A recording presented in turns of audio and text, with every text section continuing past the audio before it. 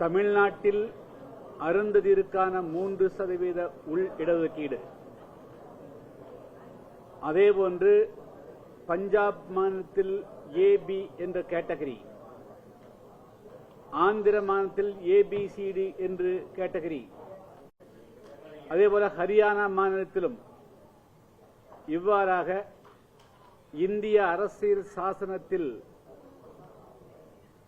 அட்டவணை பிரிவு என்று அழைக்கப்படக்கூடிய பட்டியல் பிரிவில் அடங்கியிருக்கக்கூடிய மக்களுக்கான இடஒதுக்கீட்டை மத்திய அரசினுடைய அனுமதியின்றி பிரிக்க முடியாது என்று இதுவரை இருந்த நிலைப்பாட்டை மாற்றி அமைக்கக்கூடிய வகையில் கடந்த ஆகஸ்ட் மாதம் 1ஆம் தேதி அன்று உச்சநீதிமன்றம் மாநில அரசுகள் விரும்பினால் பட்டியலின பிரிவிற்கான இடஒதுக்கீட்டை பிரித்து வழங்கலாம் என்ற கொடுத்த தீர்ப்பினுடைய காரணமாக இன்று இந்தியாவெங்கும் பட்டியல் பிரிவு மக்களிடத்தில் மிகப்பெரிய பதட்டமும் அதிர்ச்சியும் ஏற்பட்டிருக்கிறது.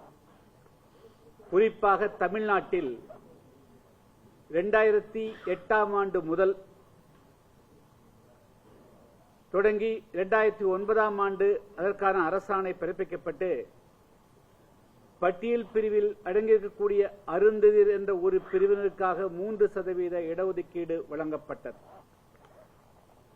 அதன் காரணமாக கடந்த 15 ஆண்டுகளில் பட்டியல் பிரிவில் மிக பெரும்பான்மையாக இருக்கக்கூடிய தேவேந்திரகுல வேளாளர்களும் ஆதிராவிடர் என்று அழைக்கப்படக்கூடிய பறையரின சமுதாய மக்களும் தமிழகத்தினுடைய ஒட்டுமொத்த மக்கள் தொகையில் 20%க்கு மேற்பட்டவர்கள். அவர்களுடைய படித்த பிள்ளைகளுடைய கல்வி மற்றும் வேலைவாய்ப்புகள் பெறக்கூடிய உரிமை கடந்த 15 வருடங்களில் மிகப்பெரிய அளவுக்கு பாதிக்கப்பட்டிருக்கிறது. அவருடைய உரிமை பறிக்கப்பட்டிருக்கிறது. மாநில அரசு 3% உள் இடஒதுக்கீடு என்று அறிவித்துவிட்டு தனியாக அந்த 3% இடஒதுக்கீடும் அவர்களுக்கு வழங்கி இன்று தமிழகத்தில் கூடிய 18% இடஒதுக்கீட்டில் 3% போக மீதி இருக்கக்கூடிய அந்த 15%த்திலும் அவர்கள் தங்களுக்கான இடஒதுக்கீட்டை 3%க்கு மிஞ்சியும் பெறக்கூடிய ஒரு வாய்ப்பும், அதேபோல ரோஸ்டர் என்று அழைக்கப்படக்கூடிய அந்த புள்ளிகளுடைய கணக்குப்படி எப்பொழுதெல்லாம் வேலை வாய்ப்புகளுக்கான காலியிடப்பணிகள் உருவாகிறதோ முதல் இடம் பொது ஆகவும், இரண்டாவது இடம் எஸ்சி மக்களுக்காக ஒட்டுமொத்தமாக இருக்கக்கூடிய மக்களுக்கான அந்த வாய்ப்பை தட்டி பறிக்கக்கூடிய வகையில் முதல் வாய்ப்பை அருந்ததிற்கு அளிக்கக்கூடிய முன்னுரிமையை அளித்து வழங்கப்பட்டதால் கடந்த 15 வருடத்தில் மிகப்பெரிய அளவிற்கு தேவேந்திர வேளாளர்களும் பறையர் சமுதாய மக்களும் பாதிப்புக்காளாயிருக்கிறார்கள். எனவே இந்த சட்டம், இந்த உள் இடஒதுக்கீடு சட்டம் என்பது சமூக நீதிக்கு எதிரானது. இப்பொழுது நடைபெறக்கூடிய சட்ட அதாவது விதிமுறைகளுக்கு எதிரானது. எனவே உச்சநீதிமன்றத்தினுடைய தீர்ப்புக்கு ஒரு பாதுகாப்பு அளிக்கக்கூடிய வகையில் நாடாளுமன்றத்தில் ஒரு சட்டம் இயற்ற வேண்டும்.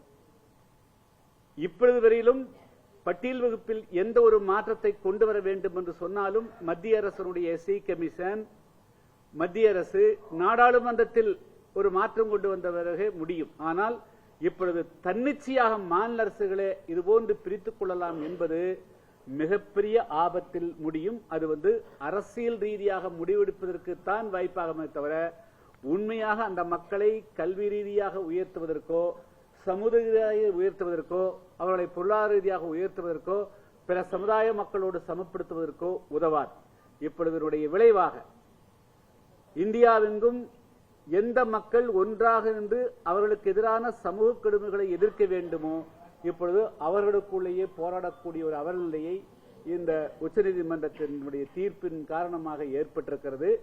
எனவே நாடாளுமன்றத்தில் இரு அவைகளிலும் எந்த காரணத்தை கொண்டும் பட்டியல் பிரிவு இடஒதுக்கீட்டில் கை வைக்கக்கூடிய உரிமையை மாநில அரசுகளுக்கு வழங்காத வண்ணம் அது முழுக்க மத்திய அரசுதான் அதற்கான முழு அதிகாரம் பெற்றது என்ற ஒரு சட்ட திருத்தத்தை நாடாளுமன்றத்தில் இயற்ற வேண்டும்.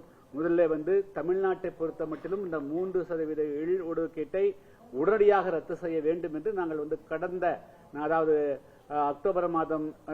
நவம்பர் மாதம் 7ஆம் தேதி என்று சென்னையிலே மிக பிரமாண்டமான ஒரு பேரணி ஆர்ப்பாட்டம் நடத்தினோம். பல்லாயிரக்கணக்கானோர் கலந்து கொண்டோம். இன்று டெல்லியிலே மத்திய அரசினுடைய கவனத்தை ஈர்க்கக்கூடிய வகையில் தேசிய அளவில் இந்த உள் இடஒதுக்கீட்டால் ஏற்படக்கூடிய பாதிப்புகள் ஒட்டுமொத்தமாக இந்த மக்களுக்கான அண்ணல் அம்பேத்கர் அவர்கள் அதேபோல அரசியல் சாசனத்தில் போராடி பெறப்பட்ட அந்த உரிமைகள் எல்லாம் பதிவாகக்கூடிய நிலைமையில இன்றைய சூழல் உருவாயிருக்கிறது. எனவே அதை பாதுகாக்கக்கூடிய வகையில் நாடாளுமன்றத்தில் சட்டம் இயற்ற வேண்டும்.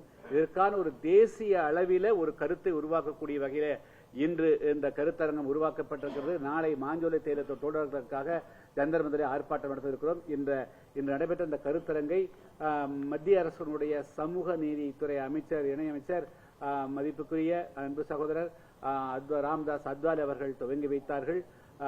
அதே போல இன்று இந்த நிகழ்ச்சியில தமிழ்நாட்டிலிருந்து புதிய தமிழகம் கட்சியின் சார்பாக எண்ணற்ற தொண்டர்கள் கலந்து கொண்டிருக்கிறார்கள். அத்தோடு இந்த நிகழ்ச்சியில பேராசிரியர் டாக்டர் கதிரவன் தமிழ்நாடு பறையர் பேரவை இயக்கத்தினுடைய தலைவர் அவர் கலந்து கொண்டிருக்கிறார். அவர் என்னோடு வரத பக்திருக்கிறார். திரு மாமல்லன் அவர்கள் வந்து அகில இந்திய அம்பேத்கர் மக்கள் கழகத்தினுடைய தலைவர். திருமதி ரேவதி நாகராஜன் அவர்கள் சுதந்திர போராட்டியாக அதேபோல ஒடுக்கப்பட்ட மக்களுக்காக மிகப்பெரிய போராடிய அண்ணன் அம்பேத்கரோடு துணை நின்ற ரெட்டமலை சீனிவாசன் அவருடைய கிராண்ட் டாக்டர் பேத்தி அவர்கள். அதே போல ஆசித்தம்பி அவர்கள் வந்து தலைவர் வந்து மக்கள் தமிழரசன் கட்சியினுடைய தலைவர். திரு டாக்டர் விஸ்வநாத் அம்பேத்கர் ஜனசக்தியினுடைய தலைவர். இப்பொழுது அதே போல வந்து ஆராய்ச்சியாளர் அருள் முத்துக்குமரன் ஆகியோர் கலந்து கொண்டிருக்கிறார்கள். இப்பொழுது வந்து இன்னொரு நாடாளுமன்ற உறுப்பினர்கள் அவர்கள் வந்து கலந்து கொண்டு சிறப்பு. அதே போல மூத்த பத்திரிகையாளர் அசோக் பேடி அவர்களும் வாக்கரே நாடாளுமன்ற உறுப்பினர்களும் இந்த நிகழ்ச்சியிலே கலந்து கொள்ளவிருக்கிறார்கள். அதே போல புதிய தமிழகத்தினுடைய நிர்வாகிகள் இந்த நிகழ்ச்சியிலே பலரும் பங்கு பெற்று அவர்களும் உரையாற்றியிருக்கிறார்கள்.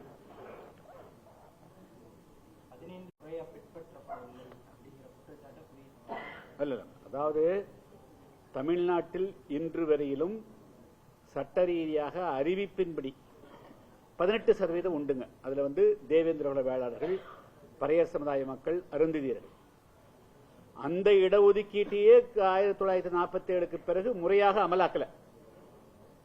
96 சட்டமன்ற உறுப்பினராக இருந்த போது வந்து அரசாங்கத்தினுடைய 56 துறைகளில ஏபிசி என்று அழைக்கப்படக்கூடிய முக உயர்ந்த பறவைகளில் 3-4% கூட நிரப்பப்படல. 3 லட்சம் பணியிடங்கள் பேக்லாக் இருக்கிறது கண்டுபிடிச்சோம்.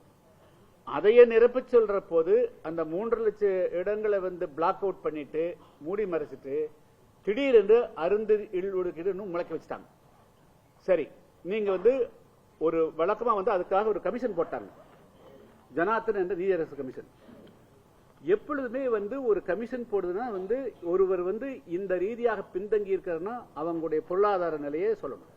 தமிழ்நாட்டில் பட்டியல் பிரிவில் 76 சாதிகள் அடங்கி இருக்குது. அப்ப நீங்க ஆய்வு பண்ற போது தமிழ்நாட்டில் தேவேந்திர குல வேளாளர்கள் எத்தனை சதவீதம் கல்வி கற்றிருக்கிறாங்க, பறைய சமுதாய மக்கள் எத்தனை பேர் கல்வி கற்றிருக்கிறாங்க, 76 சாதிகளுடைய கல்வி நிலை சொல்லணும், அவங்களுடைய பொருளாதார நிலை சொல்லணும், அவங்களுக்கு சமூக கஷ்டங்களை சொல்லணும். நீங்க ஒரு சாதியை மட்டும் பிக்கப் பண்ணுனா இது வந்து தப்பா இல்லையா? அப்படி தங்களுக்கு விருப்பம் அளிக்கக்கூடிய வகையில ஒரே ஒரு சாதியை மட்டும் எடுத்துக்கொண்டு மீதி 75 சாதிகள் இருக்கிறாங்க. அவங்களை பத்தி எந்த விதமான ஆய்வுமே திரட்டாம எம்பிரிக்கல் டேட்டா சுப்ரீம் கோர்ட்டுடைய உத்தரவுப்படி கூட ஒரு சப்டிவிஷன் பண்றதுன்னா நீ மானாங்கனியா பண்ண முடியாது. எம்பிரிக்கல் அதாவது வந்து எவிடன்ஸ் விஞ்ஞான ரீதியான தரவுகள் என்று அதை செய்யக்கூடாதுன்னு உத்தரவு ஸ்ட்ராங்கா போட்டுறாங்க. ஆனா உச்சநீதிமன்றத்தின் தீர்ப்புக்கு மாறாக மாநில அரசு திமுக அன்னைக்கு இருந்த கருணாநிதி அவர்கள் அந்த தவறை செஞ்சார். அதுக்கு பல கட்சிகள் உடந்தையாறாங்க. இன்றைய அதை வந்து அப்படியே இன்னைக்கு திமுக அரசு இருக்கிற ஸ்டாலின் அரசும் தொடர்கிறார்கள். எனவேதான் அதை வந்து நான் ரத்து செஞ்சே தீரணும். இது வந்து தமிழ்நாட்டில் வாழக்கூடிய மிகப்பெரிய அளவுக்கு பெரும்பான்மை மக்கள் அவர்கள் இன்னும் பெரிய அளவுக்கான தங்களுடைய வாய்ப்புகளை பெறல. அவர்களுடைய உரிமை பறிபோகுது. இந்த 18% 3% அந்த 15% இவங்களுக்கு கொடுக்காம இந்த 3% கொடுக்கறாங்க. இது ஒரு அநியாயம் இல்லையா? கொடுக்கிறது 3% எலாஸ்டிசிட்டி ஸ்ட்ரெச்சிங் சொல்லுவாங்க. 3, 4, 5, 6 எத்தனை பேர் அருந்தீர் வந்தாலும் அந்த இடத்துல அருந்தீர் வச்சு இருப்பாங்க. அவங்களுக்கு எந்த குவாலிபிகேஷன் கிடையாது. அருந்தீர் என்ற ஒரே குவாலிபிகேஷன் போதும். அப்போ 18% 3% இருக்கக்கூடிய அருந்தீர் என்ற ஒரு சாதிக்கு மட்டும் பிரித்து கொடுக்கக்கூடிய அநீதி திமுக ஆட்சியில தமிழ்நாடு நடக்குது. இதுதான் எங்களுடைய கன்சர்ன். எஸ், உள்ளதுக்கு இல்ல, பட்டியல் வகுப்பில் எந்த ஒரு மாற்றத்தை செய்யக்கூடிய உரிமை இன்னைக்கு மத்திய அரசு தான் இருக்குது. சுப்ரீம் கோர்ட் ஒரு சஜஷன் இருக்குது, மாநில அரசும் செய்யலாம்னு சொல்லி இருக்கு. இது ரெண்டு முரண்பாடு. திமுக காங்கிரஸ் போன்ற எதிர்க்கட்சிகள் வலியுறுத்தி வர்ற ஜாதி வாரியான கணக்கெடுப்பு விவகாரங்கள்ல அத்தனையும் மோசடி. நீங்க ஜாதிவாரி கணக்கெடுப்பு என்று சொன்னால் அப்போ நீங்க இந்த 2008ஆம் ஆண்டு அருந்ததிற்கு உள்ளீடுக்கு நடத்துவதற்கு முன்பாக நீங்க தமிழ்நாட்டில் அன்றைய கணக்கு 2008ஆம் ஆண்டு என்ன ஜனத்தொகை கண்டுபிடிச்சு எடுத்திருக்கணும். நடத்தலையே. நாங்க அதுக்குள்ள போக மாட்டோம். இப்போ நீங்க பண்றதுன்னா இன்னைக்கு நீங்க முதல்ல இருக்கக்கூடிய 3% ரத்து பண்ணுங்க. தமிழ்நாட்டில் இருக்கக்கூடிய பட்டியல் இருக்க தேவேந்திர வேளாளர் ஆதிராளர் 76 சாதிகளுடைய கணக்கெடுப்பு நடத்துங்க. அவங்களுடைய சமூக நிலையை கணக்கெடுப்பு நடத்துங்க. வெறும் ஜாதி எண்ணிக்கை இல்ல, அவங்களுடைய சோசியோ எக்கனாமிக் பொலிட்டிக்கல் அனைத்து விதமான அம்சங்களையும் நீங்க எடுத்து சொல்லுங்க. ஒப்பிடுங்க. மற்ற கம்யூனிட்டி பிசியோட ஃபார்வர்டு கம்யூனிட்டி ஒப்பிடுங்க. என்ன வளர்ந்துக்கிறான்னு சொல்லுங்க. எப்படிங்க? அப்போ மத்திய அரசு கிட்ட உரிமையை மத்திய அரசு கிட்ட உரிமை இருக்கிறது மாநில அரசு எப்படி 3.3% கொடுக்கறதுக்கு எப்படி முடிவெடுத்தாங்க? சட்டத்துக்கு புறம்பா, நியாயத்துக்கு புறம்பா திமுக செஞ்சது. அவங்க கிட்ட எம்பிரிக்கல் டேட்டா எந்த விதமான ஆதாரம் இல்லை. அதாவது ஜனத்தொகை கணக்கெடுப்பு மத்திய அரசு நடத்திய பிறகுதான் அதனுடைய அடிப்படையில் செஞ்சிருக்கணும். கணக்கெடுப்பே நடத்தாம நீங்க 3% கொடுக்குறீங்க. அவங்க 1% இருந்தாங்க, நீங்க எப்படி 3% கொடுக்கறது? எல்லா மீது 76% எவ்வளவு % இருக்காங்க சொல்லணும்ல. அதுக்கு பிறகு நீங்க 3% வந்திருக்கணும்.